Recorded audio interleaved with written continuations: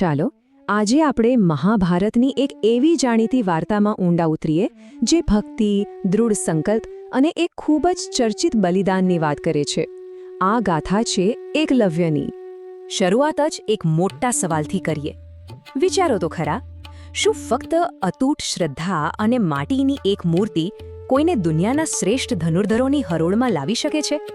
એકલવ્યની આખી અનોખી સફરનો સાર આ જ સવાલમાં છુપાયેલો છે.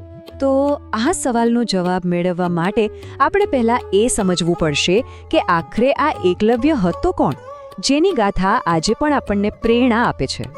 તો એકલવ્ય મહાભારતનું એક એવું પાત્ર જે પોતાના દૃઢ સંકલ્પ માટે જાણીતું છે. એ નિષાદ જાતિના સરદાર હિરણ્યધનુનો પુત્ર હતો.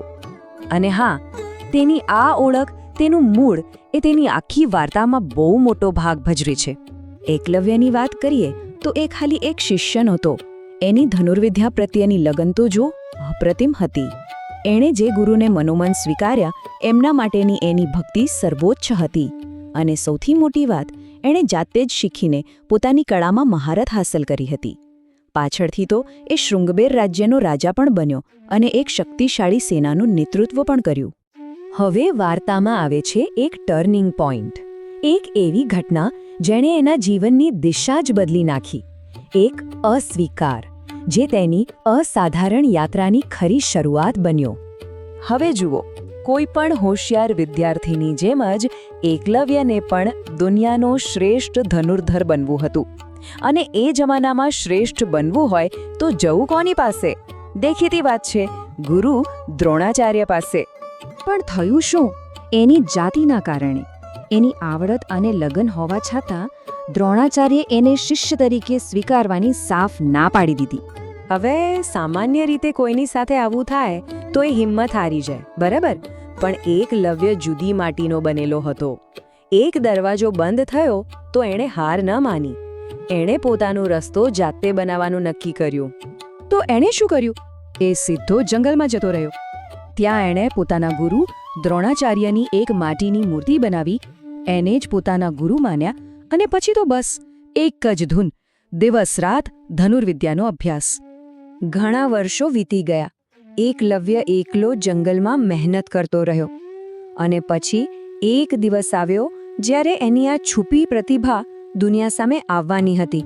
અને એ પણ એવી રીતે કે કોઈએ વિચાર્યું પણ ન હોય.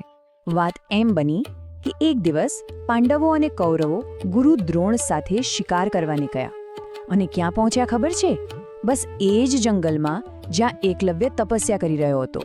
શિકાર વખતે એમનો એક કૂતરો રસ્તો ભટકી ગયો અને સીધો પહોંચ્યો એકલવ્યના આશ્રમમાં. હવે કૂતરો તો ભસવાનો જ, અને એના સતત ભસવાથી એકલવ્યના ધ્યાનમાં ખલેલ પડી રહી હતી. હવે અહીં એકલવ્યે જે કર્યું એ ખરેખર અકલ્પનીય હતું. એણે એટલી ઝડપ અને સચોટતાથી બાણ ચલાવીને કૂતરાનું મોં એવી રીતે બંધ કરી દીધું કે કૂતરાને એક નાનકડી ઈજા પણ ન થઈ. વિચાર કરો, કેટલું જબરદસ્ત કૌશલ્ય હશે.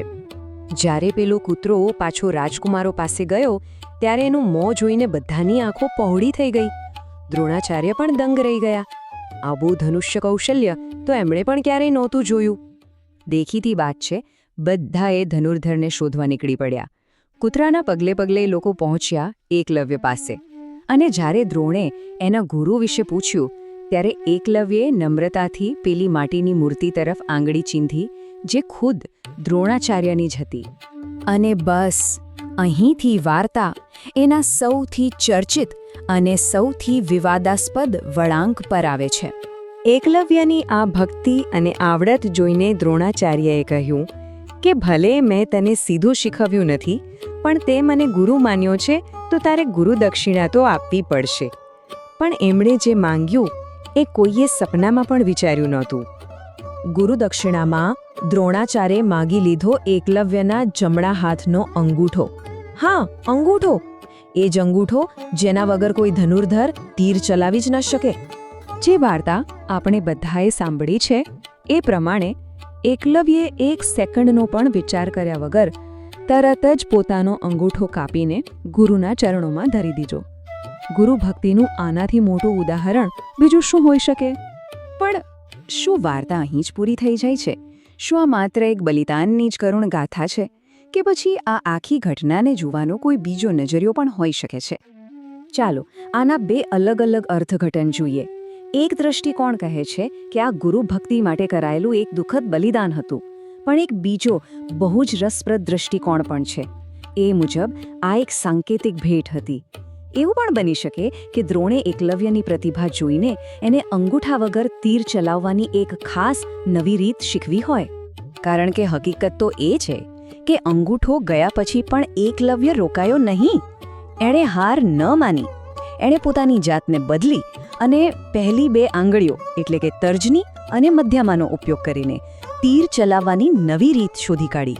અને તમને જાણીને નવાઈ લાગશે, પણ આ કોઈ નાની સૂની શોધ નથી.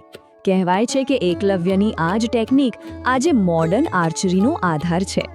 મતલબ કે આજે દુનિયાભરમાં જે રીતે તીરંદાજી થાય છે એની શરૂઆત કદાચ એકલવ્યએ કરેલા આ બદલાવથી થઈ હતી.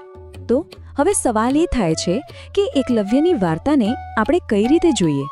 એક બલિદાનની ગાથા તરીકે કે પછી એક એવી નવીનતાની શરૂઆત તરીકે જેણે તીરંદાજીની દુનિયાને હંમેશા માટે બદલી નાખી? આનો જવાબ કદાચ વાર્તામાં નહીં પણ આપણા જોવાની દ્રષ્ટિમાં છે. આ જ વિચાર સાથે આજે અહીં અટકીએ.